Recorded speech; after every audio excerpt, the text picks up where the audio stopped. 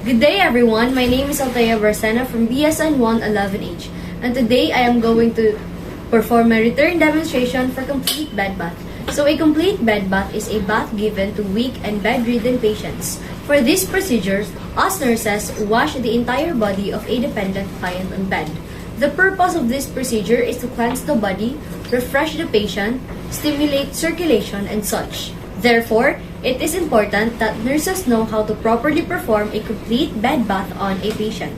So prior to performing, we need to prepare the equipments needed such as the basin, the towels, the washcloths, the essentials such as the lotion, powders, deodorants, combs, gloves, alcohol, and the pillows. So, bringing the needed equipment conserve time and energy. Arranging items near the patient makes for convenience and helps prevent stretching and twisting the nurse's nerves or muscles. So, before proceeding to the assessment, we need to perform hand hygiene first. This helps to deter the spread of microorganisms. Now, we are going to close the curtain to provide clients privacy. Always remember to turn off the electric fans or air conditioners to lessen the possibility of loss of body heat during the bath. Next is to identify and discuss the procedure with the patient. This promotes reassurance and provides knowledge about the procedure. So, good day ma'am. My name is Altaya Barsena, your student nurse for today. May I know your name po ma'am? Rhea Place mo. Okay, so when is your birthday po ma'am? November 29, 2003. Okay, so how old are you po? 19. Thank you, ma'am. So, how do you want me to call you po, ma'am? Novella. Okay. So for today po, we will doing a complete bed bath to you. This will help us remove all the dirt in your body po. So to be able to keep your body clean, I needed to touch certain parts of your body. Is that okay with you, ma'am? Yes. Okay. So, next, we must wear gloves in order to prevent the spread of microorganisms and any other bodily fluids.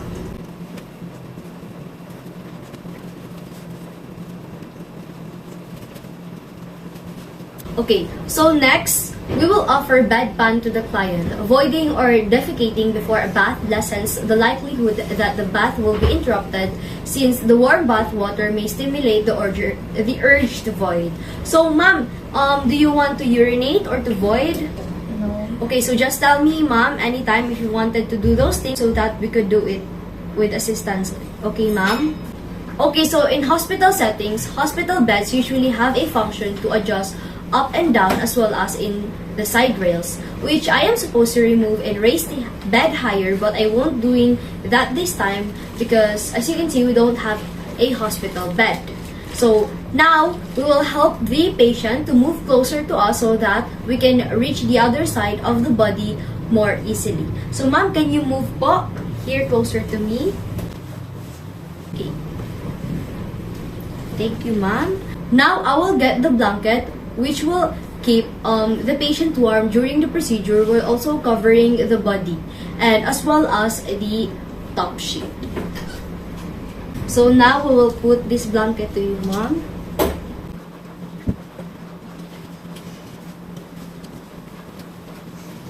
Now we will remove the top sheet po, okay?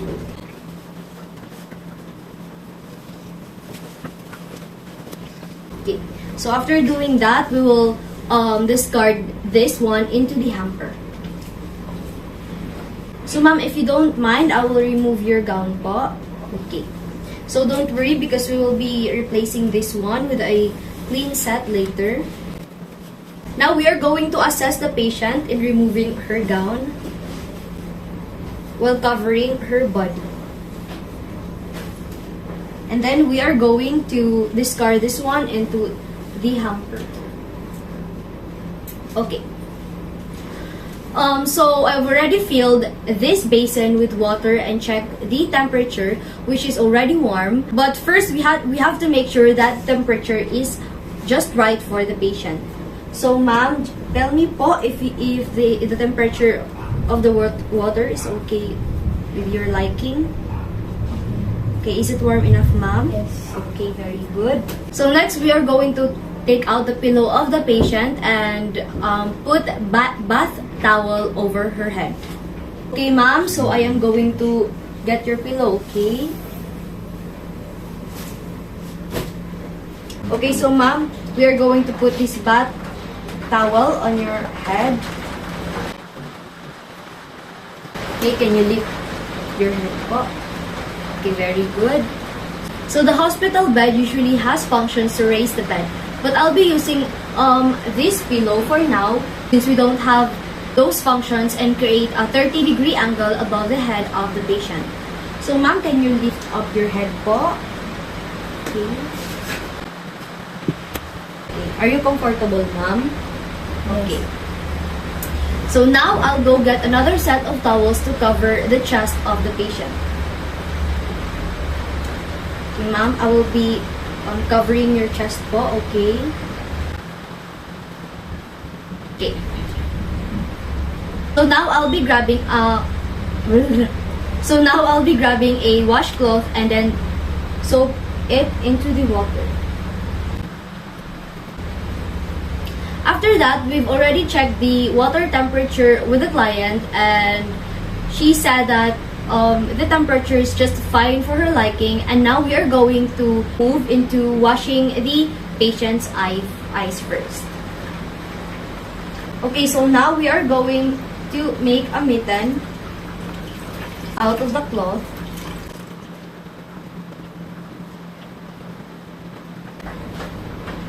We are going to wash the patient's face. So we need to ask the patient's preference whether or not to use soap on the face. Then place a second towel on their chest, which is this one, to prevent chilling. So ma'am, how do you want me to wash you po? Do you want me to use soap or not? Water only. Oh, okay, you wanted to use water only. So now I am going to start washing your eyes. Can you close po your eyes? Okay. So wash, rinse, and dry the client's face, ears, and neck, and use a separate corner of the washcloth for washing these. Rinsing or turning the cloth prevents spread of microorganisms.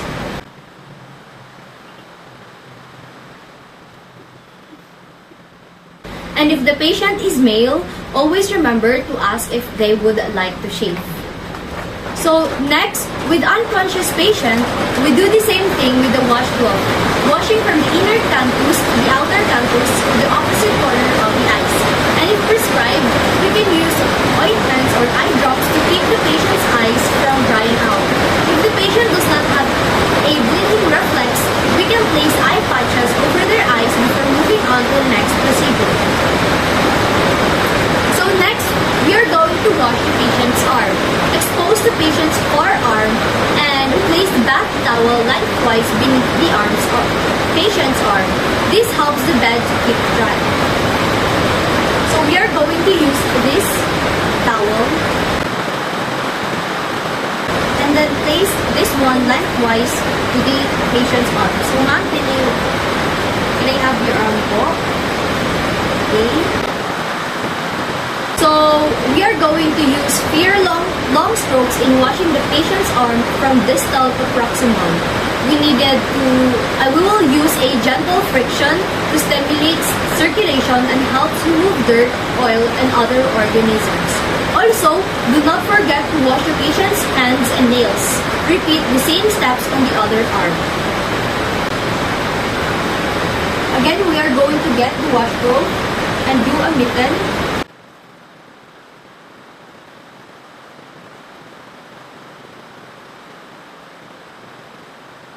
Can you lift up your underarms po?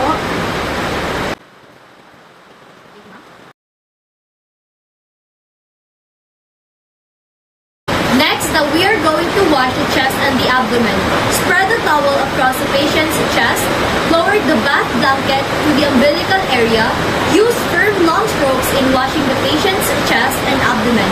Keep the chest covered with a towel between the washing and the rinsing. So now, ma'am, I am going to move the blanket downwards. Can you assist po this towel so that you can cover your chest area?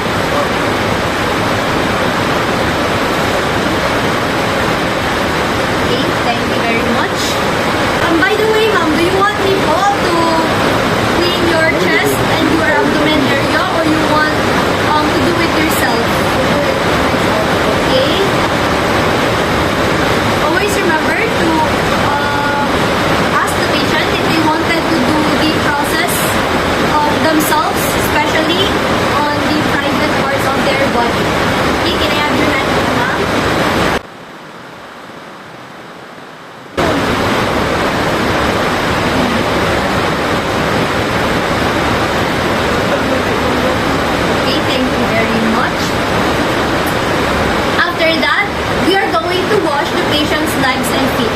Expose the patient's leg farthest from you by folding the back blanket towards the other leg. Be careful to keep the perineum covered and place a towel lengthwise under the leg. Keep the back blanket in place avoids exposure and chilling. So as for the rationale, keeping the back blanket in place avoids exposure and chilling. So we are going to wash the patient's farther leg from distal to proximal using firm, long strokes. Firm strokes from distal to proximal areas increase the venous blood return. So always pay particular attention to the back of the knee and the groin as dirt usually accumulates in these areas. And do this to the other leg as well. So now we are going to put this on your leg and expose your leg. Is that okay with you, ma'am? Okay.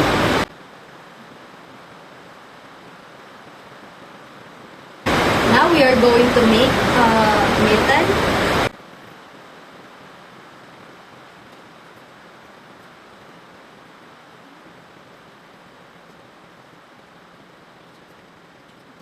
And then after that, we are going to pat it dry.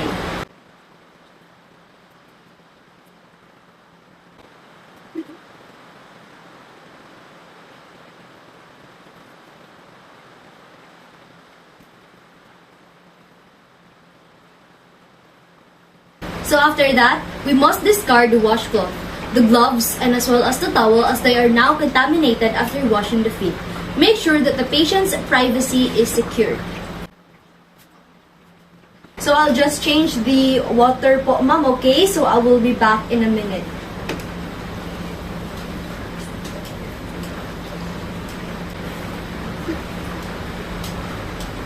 Okay, ma'am, so now I am back.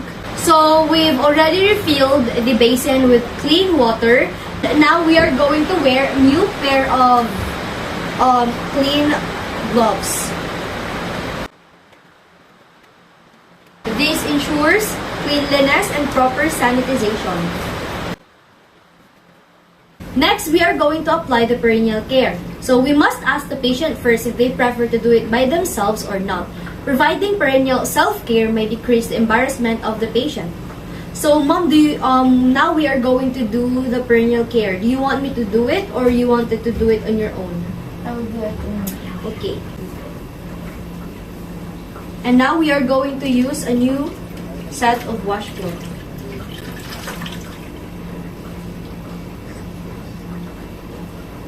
So you can have your for your hand.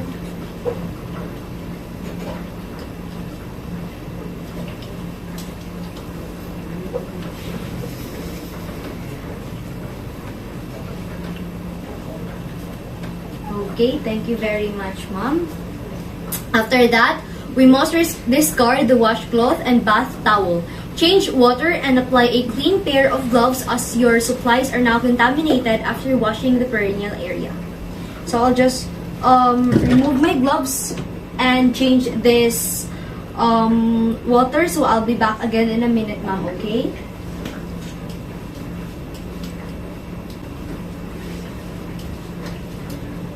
Okay, and back, ma'am. So I'll just wear a new pair of gloves.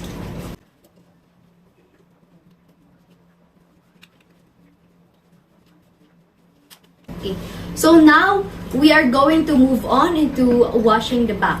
So in washing the back, assist the client into a prone or side-lying position facing away from you or facing away from me. So we'll place the bath towel lengthwise alongside the back and buttocks while keeping the client covered with a bath blanket as much as possible. So clean or warm water prevents chilling and maintains the patient's comfort. So ma'am, can you turn po sideways so that I could wash your back? Thank you very much, ma'am.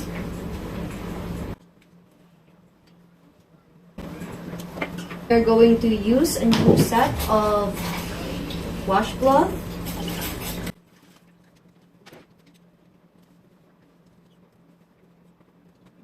Okay.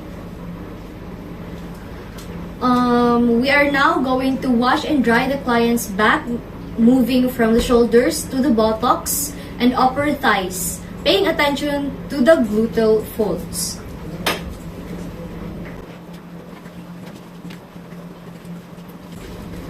So now you can go back to your position, ma'am. After that, we are going to perform back massage only if the patient wants it. This is to improve circulation to the tissues and aid in relaxation. So, ma'am, do you want me po to perform back massage on you? No. Okay, okay, ma'am. So, next, ask the client if they want to apply lotion and deodorant.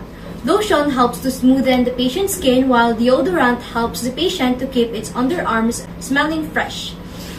So, ma'am, do you want me to put lotion on you po and deodorant?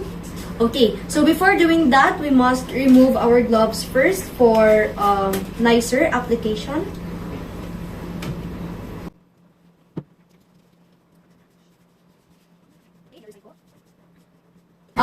By the way, ma'am, do you want to use deodorant or powder deodorant?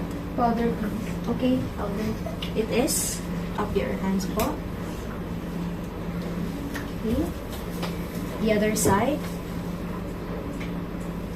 So, ma'am, I will be back in a minute. I'm just going to get your new sets of sheets and gown, okay?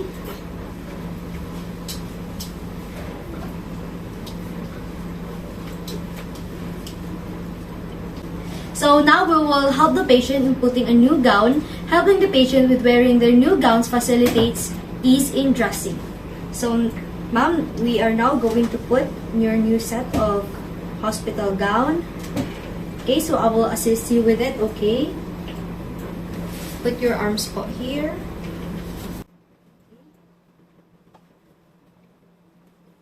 Okay. Are you comfortable enough, ma'am? Yes. Okay.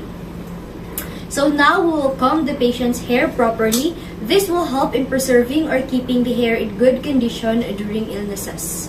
If necessary, assist the patient to clean and trim fingernails or toenails. Okay, so ma'am, we are now going to comb your hair.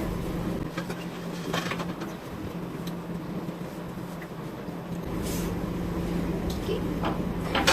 Can I see po your nails? So far, your nails are clean, ma'am, but do you want me to trim it for you po? No. Okay. So now I will remove the pillow that we used to release the headboard as well as the bath towel, and then we will change it a new set of it. So I will just remove this pillow, ma'am. Okay, thank you very much. And I'm going to remove this one also. Okay. Can you lift your head po? Okay, very good. And we are going to change your blanket also, ma'am.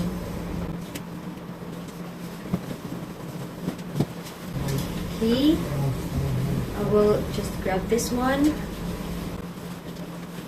Okay, ma'am. Thank you for your cooperation. Okay. So after all the assessment, we will now sanitize our hands to deter the spread of microorganisms. Okay, so that's it for our full bed bath procedure. Thank you for your cooperation po, ma'am, and you've been a very wonderful patient. So I have po your remote here, and you can press the button to call the nurses if you need anything, okay? So I'll hand it to you. So after that, we must perform documentation and report any pertinent observations, because a careful record is important for planning and individualizing the patient's care. And that is all for my complete bed bath performance, and thank you very much.